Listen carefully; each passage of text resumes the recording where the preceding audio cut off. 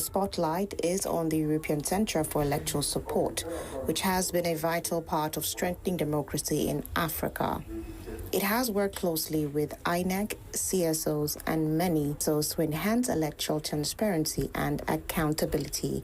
As Nigeria gears up for the 2027 elections, I thought it was important to have a chat with the Executive Director of the European Centre for Electoral Support, get his experiences and recommendations across Africa and in view of Nigeria's political and electoral landscape.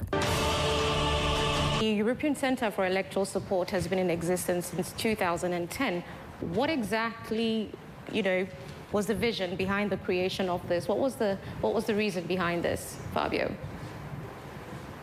Thanks a lot to give me the possibility to illustrate this story.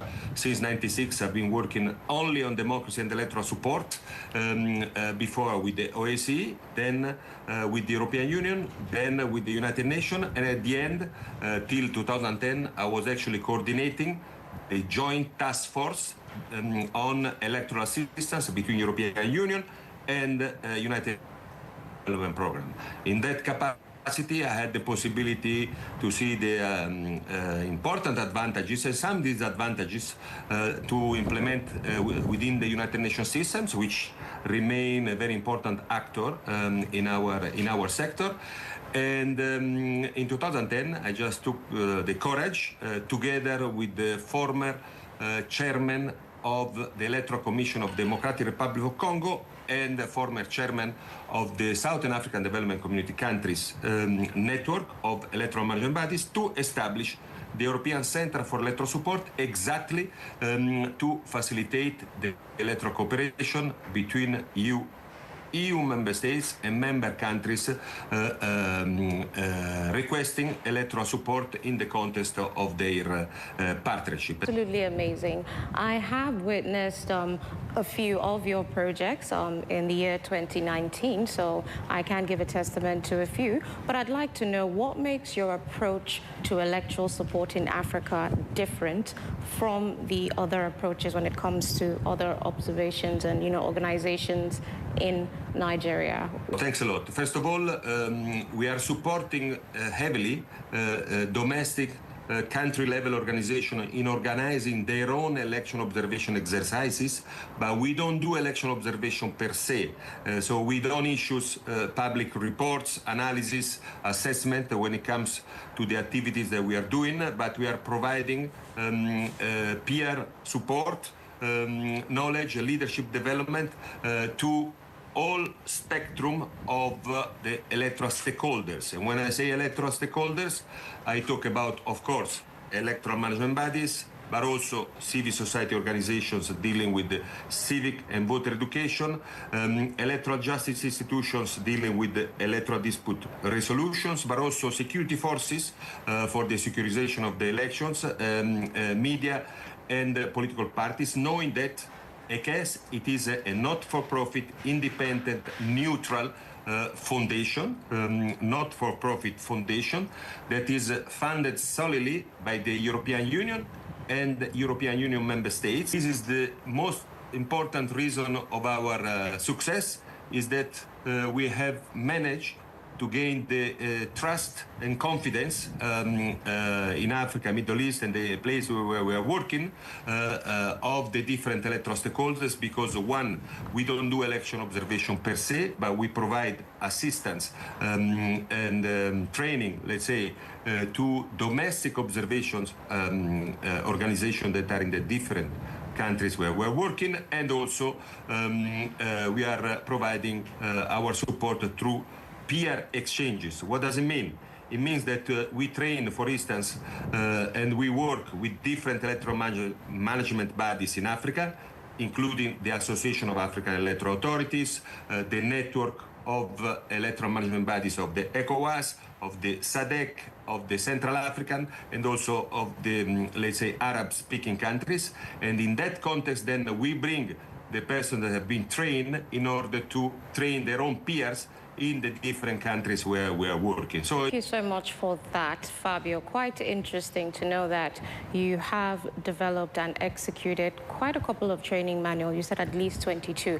So I'd like to know, when it comes to your experiences, I know that ECES has been active in more than 50 countries. Now, tell me about your experiences in Africa when it comes to, election observation and the support.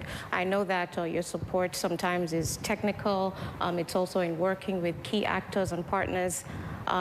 Be honest, what are the challenges? And for a beautiful nation as diverse and as beautiful as Nigeria, what were your challenges, Fabio? Let's be real.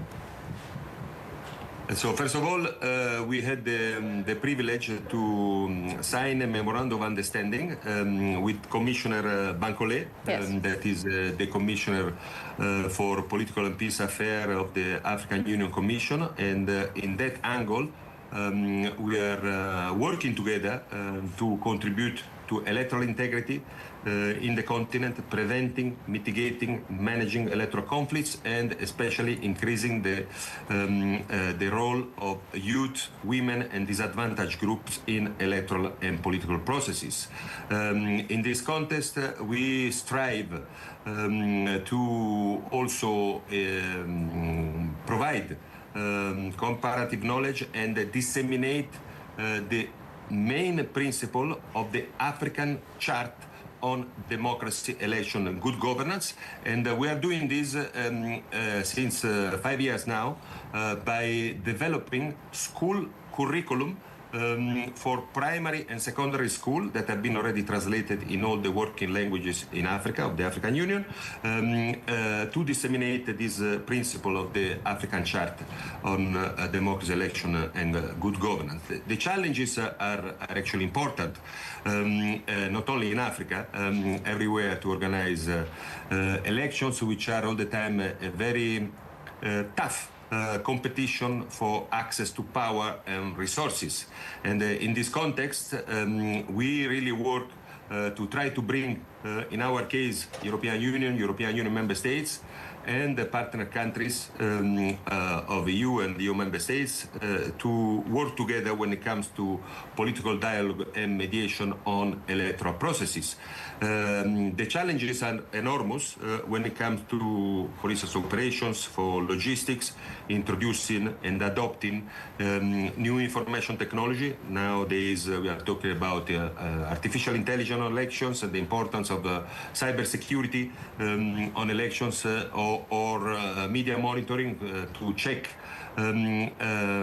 deep fakes, fake news that are a fact happening everywhere in the world when it comes to distorted electoral campaign or hate speech. So these are important issues that need to be taken into considerations. Obviously, the main challenge of an electoral management bodies in Africa and elsewhere is to gain the trust of the electorate. It's quite nice how you put it, that despite these challenges being in Africa, it's not synonymous with other parts of the world. Quite interesting. And I'd like to know, what exactly will be the game changer? How exactly will ECES support the forthcoming elections? You have mentioned some amazing strides with the African Union Commission, with the Electoral Integrity Project, and also signing a memorandum of understanding with the Nigerian Commissioner Bankole. What exactly will this cooperation bring out, and what should we look forward to when it comes to ECES's involvement in good governance and the forthcoming elections? Thank you. First of all, we have signed last year several projects to support, first of all, Ethiopia, the upcoming elections in Ethiopia, Lebanon, Central African Republic, Zambia, Mauritania, and actually, as a matter of fact, we do have a global program supporting the European Union when it comes to political mediations. We do have continental project that are the one that I mentioned, where we are implementing activity together with the African Union.